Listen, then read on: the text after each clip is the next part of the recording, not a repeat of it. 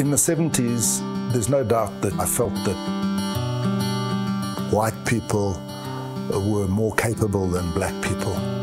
I'd been indoctrinated into that thinking. I hated white people. I hated them. You see people all the time running. You see people coming to your house to hide themselves. There's nothing positive happening around you. There's nothing interesting happening around you. What is happening around you is only violence. Those are the things that I saw and say, you know what? I hate white people.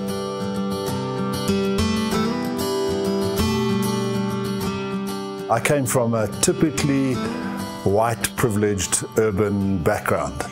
My parents put me into university at Wits, and then the army caught me, as they did everybody. Before I'd even had my matric results, I was 3 months in the army at Kimberley, age 17.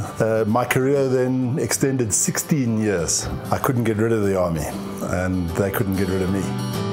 When I was growing up, around about 8, 9, things didn't go well. I found myself being a tourist, moving from one place to the other. You know, I don't know how many places that I stayed in. Then I started to be a comrade soul.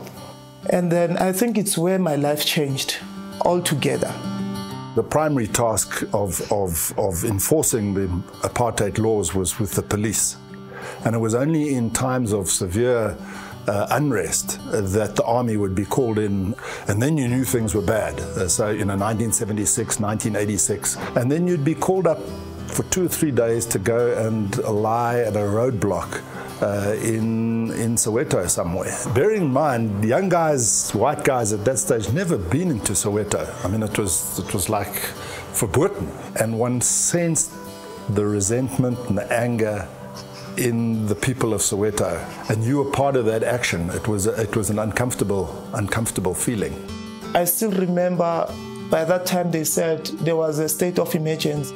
I was now approaching 13, 14. Everything that comes to Soweto to deliver, whether is it food, furniture, everything, will ban all those things. Brewery, I still remember. I was so brave in such a way that people were scared. The moment that stood out for me, I was missed close range, 2 shots. And then I still remember it was only there. When you feel like something passed your ear, I felt that fire. Then the same night, we are sleeping, here you hear the voice of policemen knocking at your door. And then I was taken, and then I was beaten up, Baba. And then I have to show them where we put all those guns. It was in the sewage. Fortunately enough, I was underage.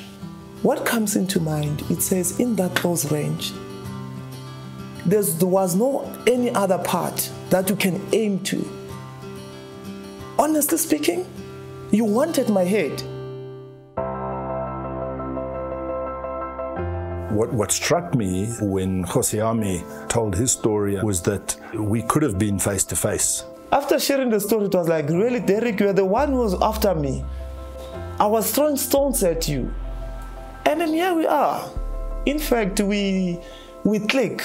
I think there's a bond there that's formed by this knowledge that possibly around the same time he was throwing stones and being shot at by the police, and I was lying there in Soweto with my gun at the ready with live bullets. Fortunately, I never had to shoot, but that's created a special bond.